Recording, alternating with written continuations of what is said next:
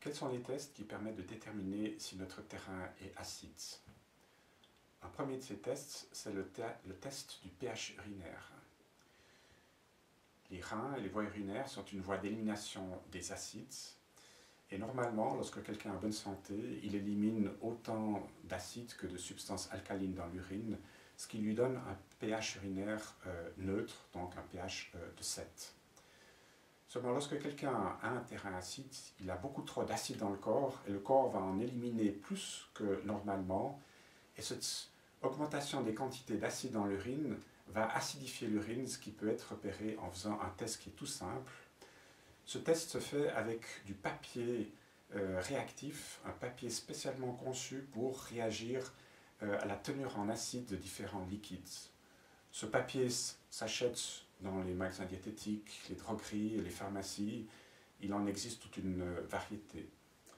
Le principe est le suivant. Il s'agit de mesurer le pH urinaire pour chaque miction de la journée. Étant entendu que la première miction de la journée est toujours acide parce qu'elle contient tous les acides qui se sont accumulés au cours de la nuit. Mais à partir de la deuxième miction de la journée, et ceci jusqu'à la fin de la journée, le pH de ces mictions suivantes permet de se faire une idée du terrain. Le pH sera acide, donc on aura un pH de 6,5 ou 6, 5,5 ou encore des chiffres plus petits si le terrain est acide.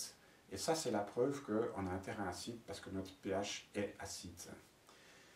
Le test consiste à mettre un bout de ce papier réactif dans le jet urinaire pendant 1-2 secondes pour qu'il puisse s'humidifier. Et ensuite, on le retire.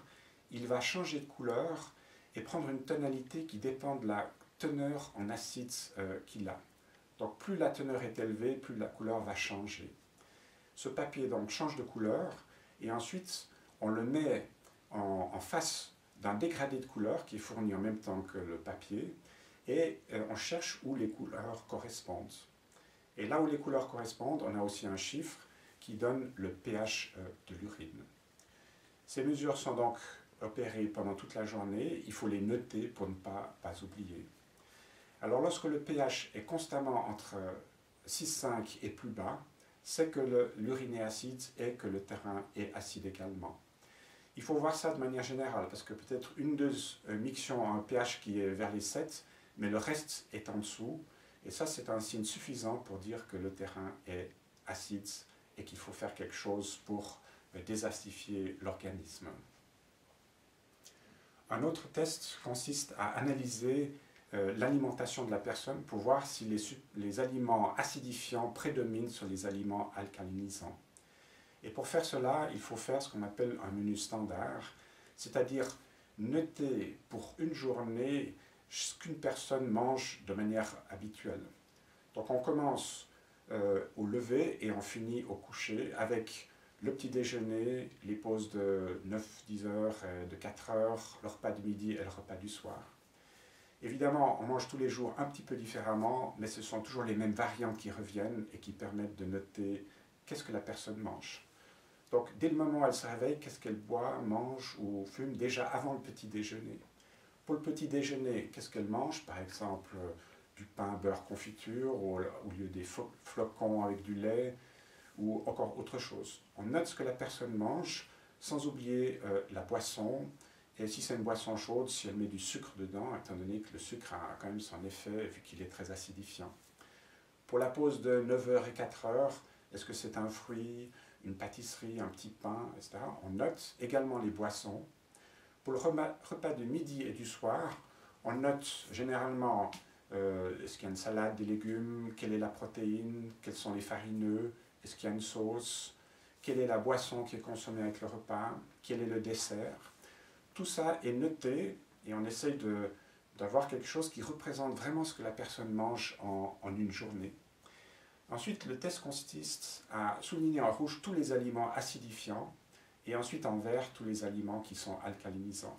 Et ensuite de déterminer s'il y a un équilibre entre ces deux genres d'aliments ou si au contraire, ce qui est souvent le cas, si on ne mange quand même pas beaucoup trop d'aliments acidifiants en plus. Auquel cas, il faudra réduire pour que les aliments alcalins soient en quantité plus importante. Là, je n'ai pas mentionné encore les aliments qui sont acides, c'est-à-dire les fruits.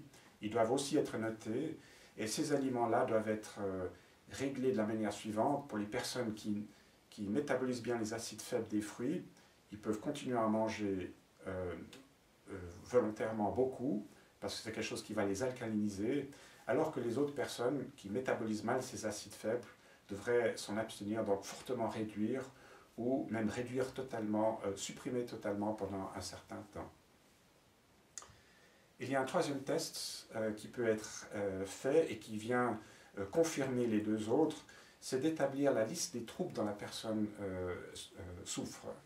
C'est-à-dire, est-ce qu'elle perd ses cheveux de manière trop abondante, elle a les ongles fragiles, de l'eczéma, enfin on note tous les genres de maladies qu'elle fait, les petits troubles de santé également, et ensuite on souligne en une couleur tous les troubles qui sont en relation avec un déséquilibre acido-basique. Alors si effectivement il y a beaucoup de ces maladies qui apparaissent, pas nécessairement simultanément, mais successivement dans le temps, on peut en déduire également que la personne a un terrain acide et qu'elle doit entreprendre quelque chose à ce niveau.